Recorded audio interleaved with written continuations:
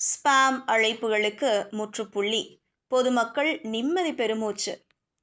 வணக்கம் செய்தி புனல் நேயர்களே. முக்கியமான வேலையில் இருக்கும்போது தொடர்ந்து ரிங் ஆகும் செல்போனை ஓடிச் சென்று எடுத்தால் மறுமுனையில் கடன் வேண்டுமா என கேள்வி கேட்டு தொந்தரவு செய்யும் பெண் உங்களை இனிமேல் தொடர்பு கொள்ள மாட்டார்.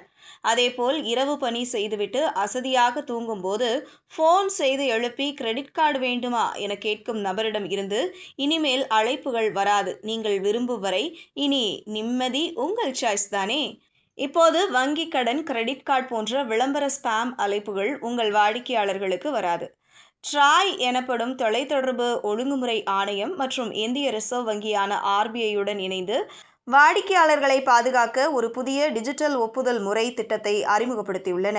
பணி சூழலில் வங்கி விளம்பர அழைப்புகள் பொதுமக்களுக்கு தொந்தரவை ஏற்படுத்தி வரும் நிலையில் ட்ராய் மற்றும் RBI இணைந்து வாடிக்கையாளர்களிடம் நேரடியாக ஒப்புதல் பெற்ற பிறகு மட்டுமே வணிக தகவல்கள் அனுப்பலாம் என்ற புதிய நடைமுறையை பைலட் திட்டமாக கொண்டு வருகின்றன.